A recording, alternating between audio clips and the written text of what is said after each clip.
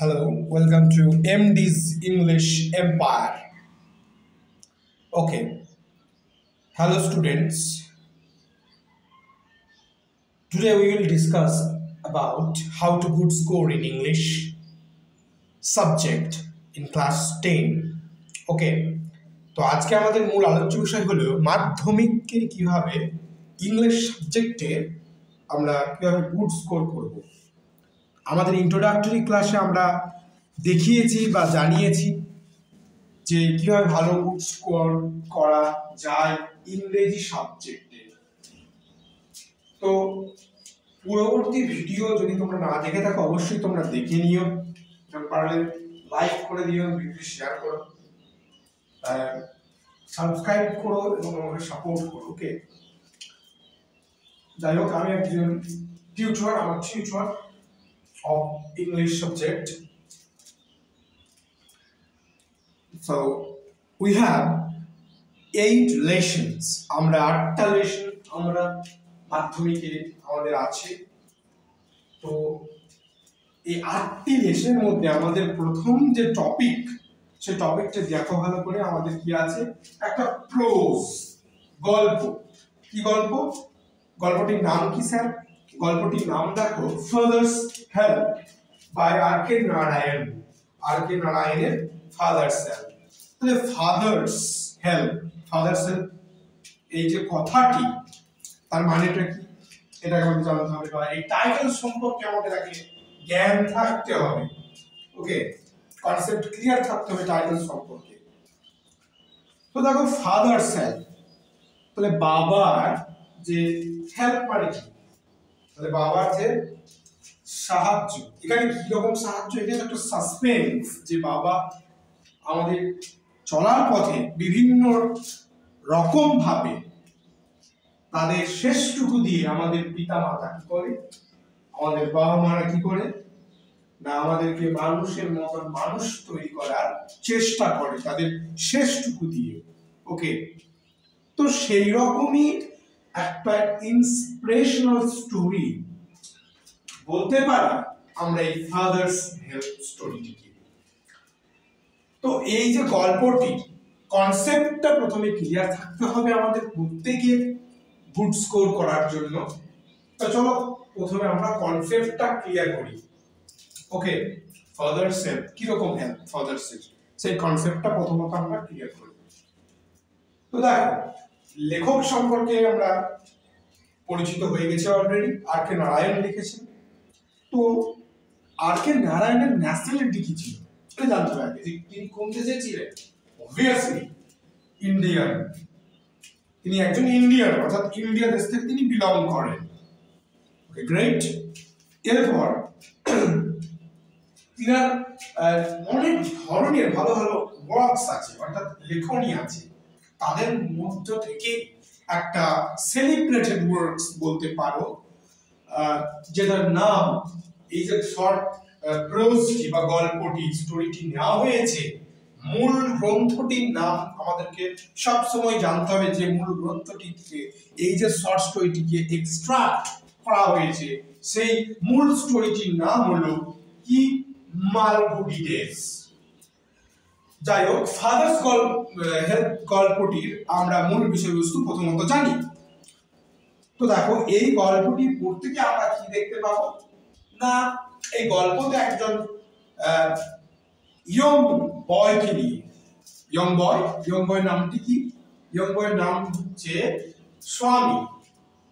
ওকে, তো সে তার সমবয়স্কী ছেলে মেয়েদের মতোই কি হচ্ছে, সমবয়স্কী ছেলে মেয়েদের মতোই সে তার বন্ধু বান্ধবীদের মতোই সে স্কুল যায়। তো স্কুল গিয়ে তার নানা রকম এক্সপিরিয়েন্স হয়, এবং তার যে ওস্ট এক্সপিরিয়েন্স সে কনসিডার করে ইজ দ্যাট, সেই ওস্ট এক্সপিরিয়েন্সটা হচ্ছে এটাই যে অন্যান্য যে ছেলেদের মতো তারও, ছেলে মেয়েদের মতো তারও স্কুল যেতে ভালো লাগে না। এখানে কারণটা ভেরি অবভিয়াস বা ভেরি ক্লিয়ার। কারণটা কি? না কারণটা হচ্ছে যে স্বামীর একটা কনসেপ্ট আছে, তার যে টিচারদের প্রতি যেটা কনসেপ্ট, যে তার teacher namely Samuel teacher, mister Samuel, উনি হচ্ছেন স্বামীর স্কুল টিচার, যে তাকে বিনা কারণে পানিশ করে। ওকে, তাহলে এটা একটা চিন্তার বিষয়, বা তাহলে এটা একটা ফোবিয়া বলতে পারো, ওয়ান কাইন্ড অফ। ওকে, যদিও তিনি সেরকম ক্যারেক্টারিস্টিকেরই না, তো যাই হোক, স্বামী তাকে ভুল ভেবে ওনার প্রতি একটা কনসেপ্ট মাইন্ডে সেট করে নিয়ে তার থেকে দূরে থাকার সে প্রচেষ্টা করে যায়, নানা রকম অজুহাত বলতে পারো, নানা রকম বাহানা বলতে পারো দিয়ে সেই স্কুল যাওয়া থেকে বিরত থাকতে চায়। তো অন্যান্য দিনের মতনই যখনই সোমবার সকাল আসে না, তখন স্বামীর এটা রিয়েলাইজ হয় যে আজকে আমাকে স্কুল যেতে হবে।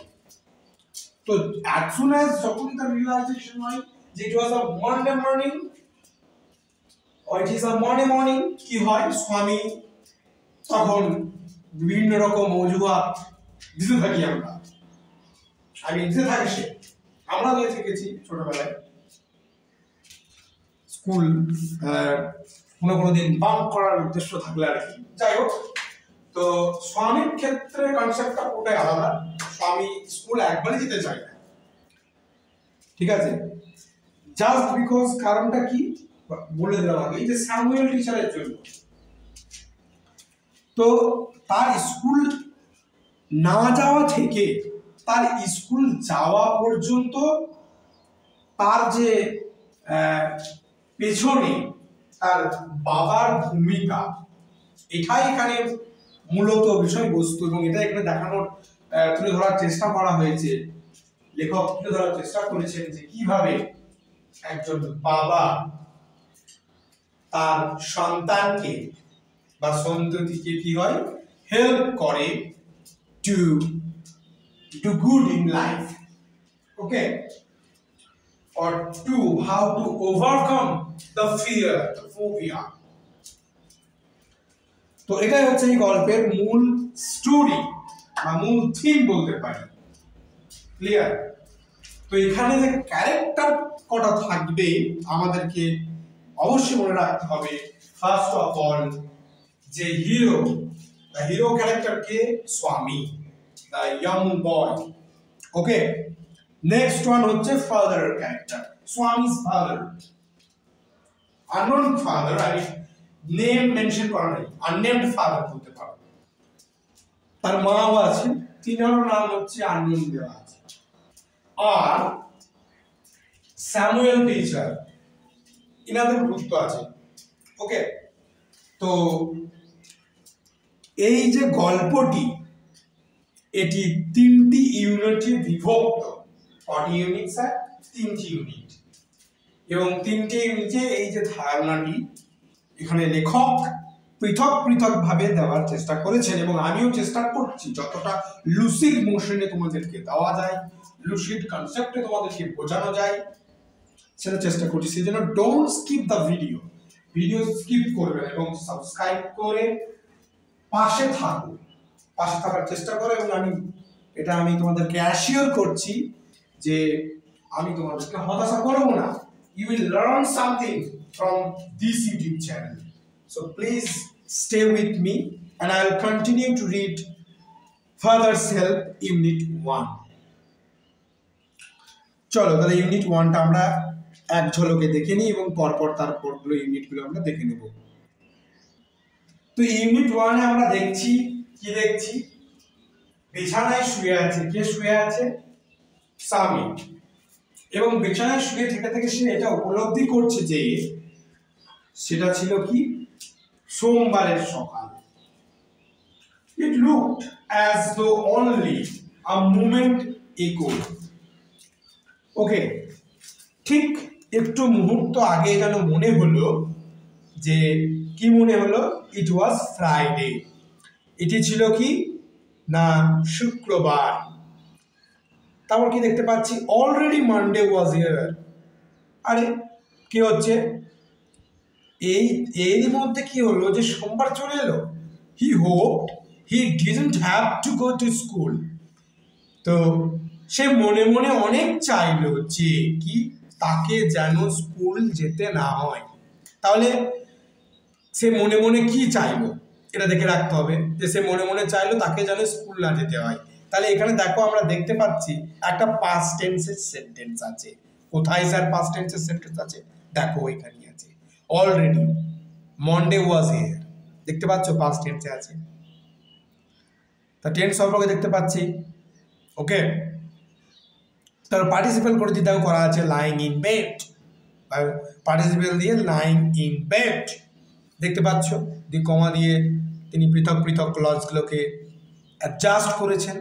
তো এখানে একটা দেখো অ্যাজ দো গ্রামাটিক্যাল একটা পয়েন্ট। তো এইগুলো যেমন দ্যাট ক্লজ বা দ্যাট দিয়ে যোগ করেছেন, এগুলো গ্রামাটিক্যাল লার্নিং, এগুলো পড়তে পড়তেই এরকমভাবেই শিখতে হয়। ওকে, তো দেখো তারপর কি হচ্ছে, at 9 o'clock স্বামীনাথন এইটাই জিনিস, মূল জিনিস। তাহলে যখনই কি হচ্ছে, যখনই 9টা বাজতে যাচ্ছে বা 9টা বাজছে, স্বামীনাথন চিৎকার করে উঠছে, আর্তনাদ করছে। কি আর্তনাদ করে উঠছে? যে আমার মাথা ব্যথা করছে। মাদার জেনারাসলি ওকে সাজেস্টেড দ্যাট স্বামী মাইট স্টে অ্যাট হোম। স্বামী, মা তাকে কি পরামর্শ দিয়েছেন ভালোভাবে আবার আলতোভাবে? মা স্বামীকে এটাই পরামর্শ দিচ্ছেন যে বাড়ি থাক বাবা।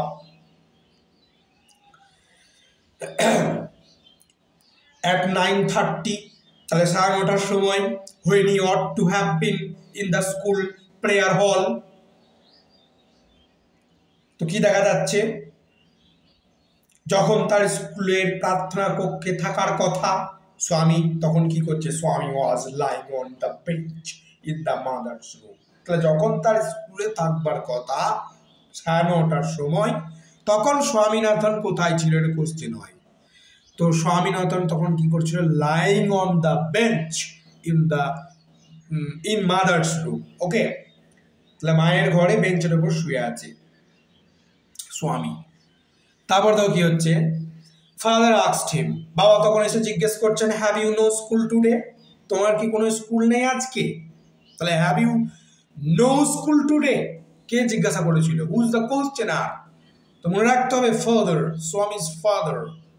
হ্যাডক, স্বামী রিপ্লাইড, হ্যাঁ আমার মাথা ব্যথা করছে। স্বামী বলল, ননসেন্স, ড্রেস আপ অ্যান্ড গো।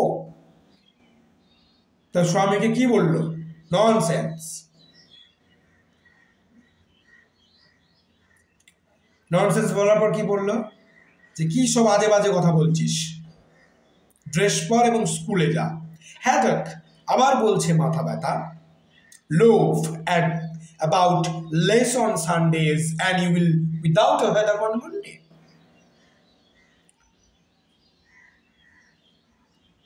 তাহলে কি হচ্ছে, গোটা রবিবারটা তো এদিক ওদিক করে ছুটে ছুটে বেড়ালি, তাহলে সোমবারে তোর কোনো মাথা ব্যথা থাকবে না। ওকে, স্বামী new how strict his father could be. স্বামী জানতো যে তার বাবা কতটা কঠোর হতে পারে। So he change his practice. তো কি করলো সে? তার প্র্যাকটিস মিনস কৌশল, সে তার কৌশল বদলালো। Okay, I can't go so late to the class. আমি এত লেট করে স্কুলের ক্লাসে যেতে পারবো না। কে বললো? স্বামী। তারপর কি বলছে দেখো, ইউ উইল হ্যাভ টু, তোমাকে যেতে হবে, it is your own fault. কারণ হচ্ছে কি না, এটি তোরই নিজের ভুল। What will the teacher think if I go so late? শিক্ষক মহাশয় কি ভাববেন আমি এত দেরি করে স্কুল গেলে? টেল হিম, তাকে বলবে বা তিনাকে বলবে, you had a headache and some are late, so are late. তো তোমার হয়েছিল মাথা ব্যথা এবং মাথা ব্যথার কারণে তোমার স্কুল যেতে লেট হয়েছে। He will scold me if I say so. স্বামী বলছে যে এই যে কারণটি, আমি যদি বলি আমার শিক্ষককে, সে আমাকে বরঞ্চ বকবে না ছেড়ে দিয়ে। Will he? সত্যি তাই? Let's us see what is his name. তাহলে দেখতে হচ্ছে ব্যাপারটা। What is his name? তার নাম কি? স্যামুয়েল। স্যামুয়েল। তাহলে স্যামুয়েল হচ্ছে শিক্ষকের নাম, টিচারের নাম। Does he always school the students? তিনি কি সর্বদাই তার ছাত্রছাত্রীকে এইভাবে বকেন? He is a very angry man. উনি খুব রাগী মানুষ, স্বামী বলছে। He is specially angry with boys who came late. এই যে শিক্ষক স্যামুয়েল খুব রাগ করেন যারা দেরি করে ক্লাসে উপস্থিত হয় বা দেরি করে ক্লাসে আসে।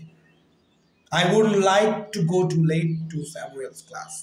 আমি কখনোই চাই না স্যামুয়েল স্যারের ক্লাসে যেতে এত দেরি করে বা দেরি করে। Okay, if he is so angry, যদি তিনি এতই রাগী হন, why not tell your headmaster about it?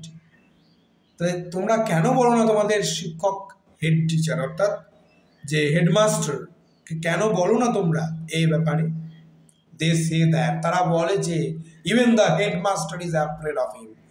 কি বলে যে সবাই বলে, এমনকি হেড স্যারও বা হেডমাস্টারও কি হয়, স্যামুয়েল স্যারকে দেখে ভয় পান। তারা এই যে ইউনিট 1-এর হচ্ছে এটাই মূল বিষয়বস্তু। এরপর নেক্সট ইউনিট 2 and 3 পরপর সেপারেট হয়তো ভিডিও নিয়ে আসবো, আর না হলে এই একটা ভিডিওতেই পরবর্তীকালে ভিডিও দিয়ে চেষ্টা করব কভার করে দেওয়ার। আজকে এটুকুই। ডু সাবস্ক্রাইব, প্লিজ সাবস্ক্রাইব করবে এবং শেয়ার করবে, এবং ইনফরমেটিভ জিনিস জানার জন্য চ্যানেলটির সাথে থাকবে।